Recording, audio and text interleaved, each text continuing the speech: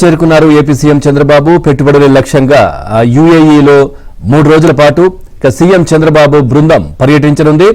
Abu Dhabi Indian embassy deputy chief of mission Amarnath తో భేటీ కానున్నారు. ఇక Dubai Indian council general Satish Kumar Sivan తోనూ సీఎం చంద్రబాబు సమావేశం కానున్నారు.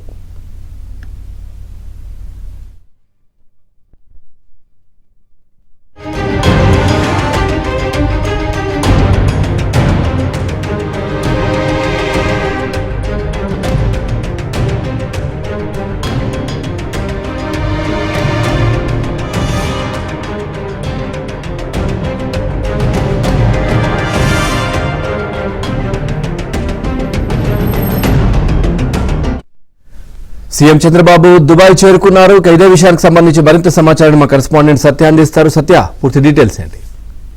పవన్, కొద్దిసేపు క్రితమే ముఖ్యమంత్రి చంద్రబాబు నాయుడు దుబాయ్ చేరుకున్నారు. ముఖ్యమంత్రికి అక్కడ దుబాయ్ లో స్థానిక తెలుగు ప్రజలు సాగర స్వాగతం పలికారు. Abu Dhabi Indian embassy deputy chief of mission Amarnath, అదేవిధంగా Dubai Indian council general Satish Kumar శివన్లతో కాసేపట్లో ముఖ్యమంత్రి భేటీలు కూడా ప్రారంభం కాబోతున్నాయి. నేటి నుంచి యూఏఈలో వరుసగా 3 రోజుల పాటు ముఖ్యమంత్రి పర్యటించబోతున్నారు. ముఖ్యంగా వచ్చే నెల 14-15వ తేదీన విశాఖపట్నంలో సిఐఐ పార్ట్నర్షిప్ సమ్మిట్ ఏదైతే నిర్వహించబోతున్నారో ఈ సమ్మిట్ లో పాల్గొనేందుకు పారిశ్రామికవేత్తలు రావాలని, ఆంధ్రప్రదేశ్ లో పెట్టుబడులు పెట్టాలని కోరేందుకు రోడ్ షోలు, అదేవిధంగా భేటీలు నిర్వహించేందుకు దుబాయ్ వ్యాపారవేత్తలతో భేటీలు నిర్వహించేందుకు ముఖ్యమంత్రి 3 రోజుల పర్యటన నిమిత్తం వెళ్లడం జరిగింది. తొలి రోజు పర్యటనలో 5 సంస్థల ప్రతినిధితో 1-to-1 సమావేశాలు ముఖ్యమంత్రి నిర్వహించబోతున్నారు. Shobha group, Sharaf DG, trans world group, Lootah group,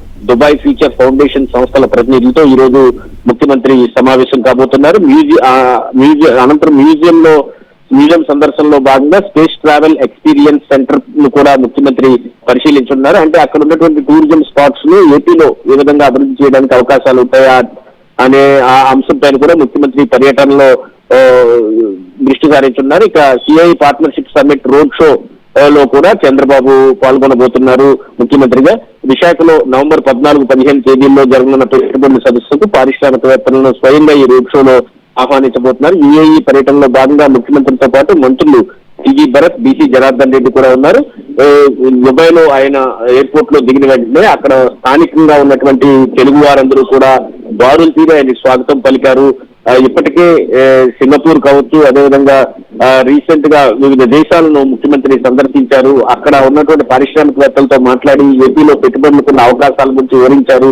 నేరుగా పెట్టుబడులు పెట్టేందుకు పార్ట్నర్షిప్ సమ్మిట్ కు రావాలని అక్కడ వారిని ఆహ్వానించిన నేపథ్యంలో అటు మంత్రి నారాయణ కావచ్చు, బీసీ జనార్దన్ రెడ్డి కావచ్చు, మంత్రి లోకేష్ ఆస్ట్రేలియా పర్యటనలో కావచ్చు, ఇలా మంత్రులందరూ కూడా వివిధ దేశాలు వెళ్లి పెట్టుబడులను రాష్ట్రానికి రప్పించేందుకు, తద్వారా ఉద్యోగ ఉపాధి అవకాశాలు ఇక్కడ ఉన్న యువత కల్పించేందుకు అయితే నిత్యం పనిచేస్తున్న పరిస్థితి ఉంది. ఇప్పుడు దుబాయ్ పర్యటనలో భాగంగా కూడా ఇటువంటి పెట్టుబడులను, అదేవిధంగా భారీగా ఉద్యోగ అవకాశాలు కల్పించేందుకు అయితే ప్రయత్నాలు అయితే ముఖ్యమంత్రి ప్రారంభించారని చెప్పుకోవచ్చు.